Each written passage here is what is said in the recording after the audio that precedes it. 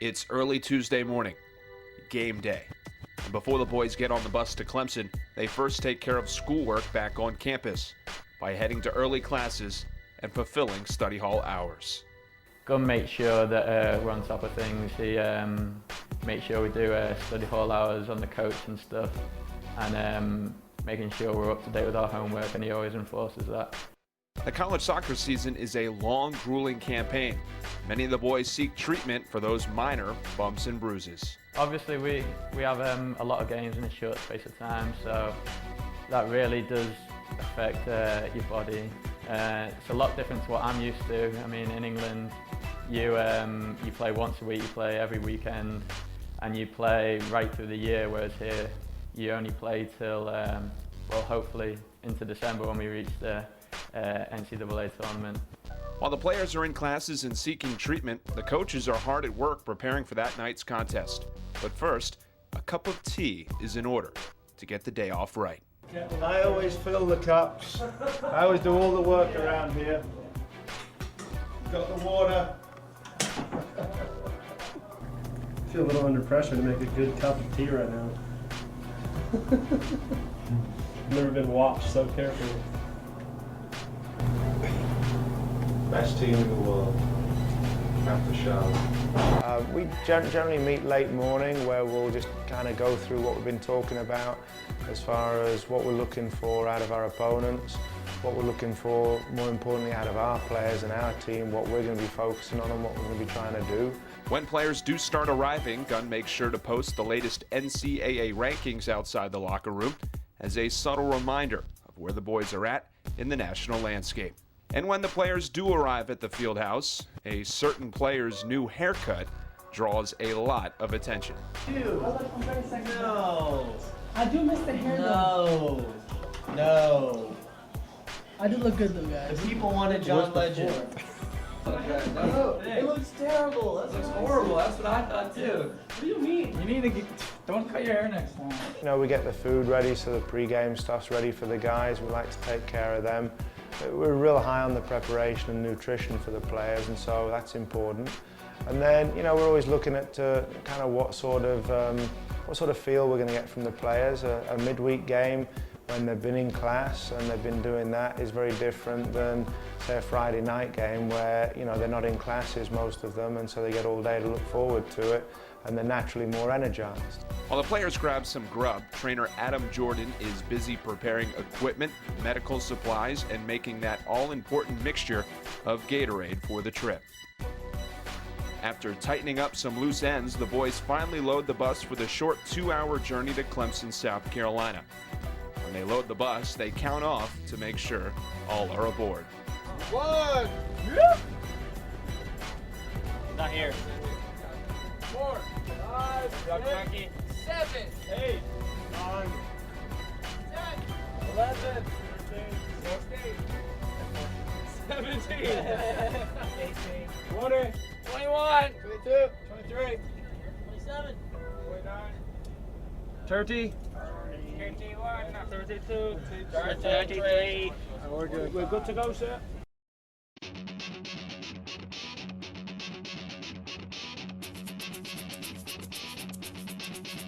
On the bus journeys, if we're going the day of a game, it's a bit of relaxation time where they get to just visualize, they get to prepare, they get to gather their own thoughts and think about what they're going to do. And then, you know, then when we start to get closer to the ground, we're then looking at raising the tempo a little bit. I think you're privy to some of the wonderful dance sort of music we often have on the bus, which is great. I particularly like that. There's definitely not going to be any country going on the way to the game. The short trip to Clemson goes off without a hitch. The bus pulls into the back lot of historic Riggs Field, and the boys seem focused on the task at hand. And then, you know, you get to the ground, then it's okay, go and check out the field, see what sort of conditions it's going to be. And then, you know, then the energy level starts to get raised. And in the locker room before the game, it's talking about those last few ideas that we want to make sure that they go into the game within their minds. And then it's warm-up time where Kevin and Kyle do a great job getting the guys going. Music is a big way to get us pumped up for a game. We listen to a lot of house music, which is a I think Gunn's influence, maybe some of the English lads, and that's one of the ways that we get pumped up. Yeah. The moments before a game can oftentimes be the most tense. Every player has his own individual way to prepare, and in the locker room, the 49ers share that moment together as one unit, as Gunn sheds last-minute wisdom.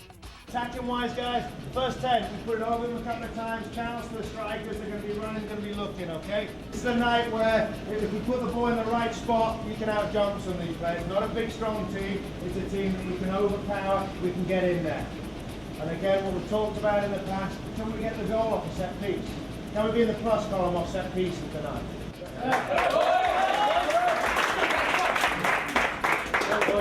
Then, in like an old-fashioned boxing match, the fighters touch gloves, the bell rings, and it's go time.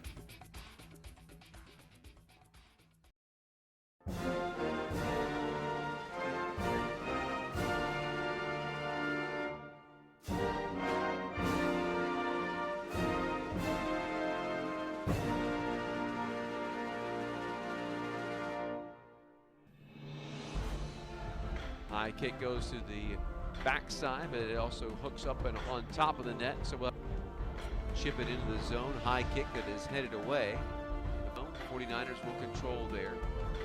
Move it down to the end line, and then now across, centering pass, and a good shot on goal, and a nice one-handed save there by Mozo.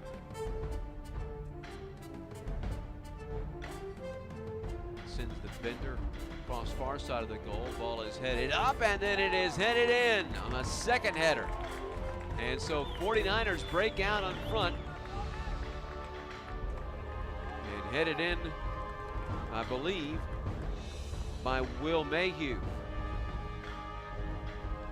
Chipping it into the penalty box, but there is Davis with the save. But not able to do so. Touched out front, and then one time towards the goal. Mozo gets his hands on it, then gets up off the grass. It's extra work. You were almost there when you went on TV. Here with the back press, I want you there, so we attack. Same with everything. Okay, when they're hitting it big, guys, we've got to figure out as a midfielder, if he's coming from a fullback, okay, wide when he step in, when it comes into there, how many oranges are in there, guys? There's a lot, and we've just been lazy. We've been lazy. Oh, we're okay. We're not okay. We're winning the first. We've got to win the second. Understand? Otherwise, it's dropping in here, and they'll play, guys. They'll go at you. And meanwhile, there's 5 or 6 of them. Real simple. Okay? Now, a couple of other things. When they play feet, we can get into them and try and win. Yeah? It's going to be cleared over. Bennett Dixon, shot on goal. Got it!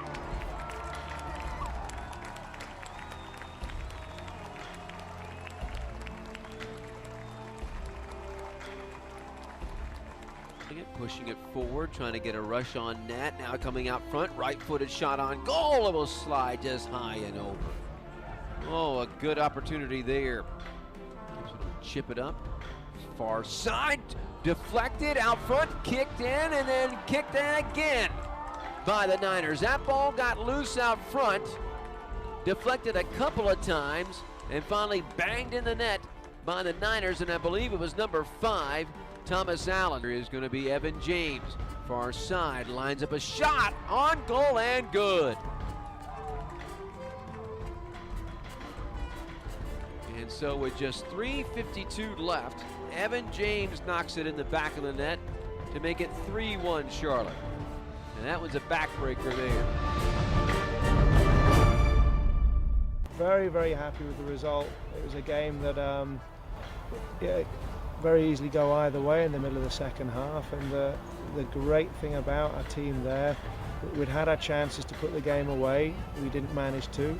They get back in, could go either way, and our boys had that resolve, and we just kept going, and in the end we win the game 3-1, and we're happy with another great road victory. Don't forget the tat on the end.